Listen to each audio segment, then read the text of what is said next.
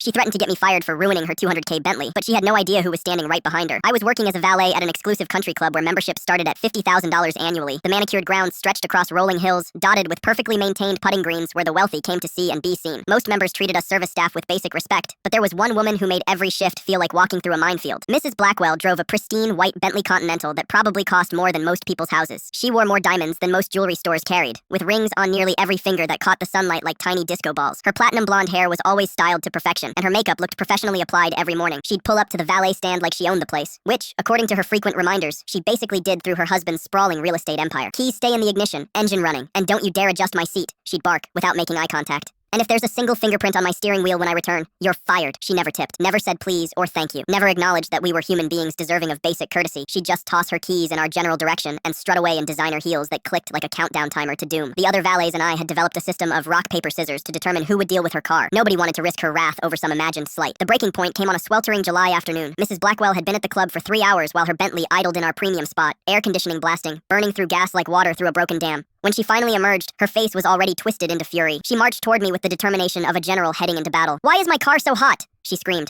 "I specifically said to keep the engine running. Are you completely incompetent?" "Ma'am, we did exactly as you instructed. The air conditioning has been running this entire time," I explained politely. "Don't lie to me." She yanked open the driver's door and immediately recoiled as cold air rushed out. "This feels warm. Do you have any idea how much this car costs? More than you'll make in 5 years." I bit my tongue as she continued her tirade in front of gathering members. Some looked embarrassed for her behavior. Others seemed morbidly fascinated. "I want you fired. Right now. Security. Where is security?" That's when Mr. Harrison approached. I'd seen him around for months, but never knew exactly who he was. Just an older gentleman with silver hair who drove a modest Honda Accord and tipped well. He was probably in his 70s, with kind eyes and unshakable calm. "Is there a problem here?" he asked in a voice so calm it was almost musical. Mrs. Blackwell whipped around, seeing an opportunity for support. "Yes! This incompetent boy nearly ruined my car with his negligence. I demand he be terminated immediately." Mr. Harrison nodded thoughtfully. "That does sound serious. Mrs. Blackwell, isn't it?" "That's right, and my husband owns half the commercial properties in the city. One phone call from me, and this club loses its lease." "I see," Mr. Harrison said, his expression perfectly neutral. "Well, I suppose that gives you significant influence." "Exactly. Now fire this boy immediately." Mr. Harrison calmly pulled out his wallet and handed me a crisp 20. "Son, thank you for your excellent service today. Please take a 15-minute break." Mrs. Blackwell's face flushed red. "Excuse me, what exactly are you doing?" "Mrs. Blackwell," Mr. Harrison said quietly, his voice carrying deep authority.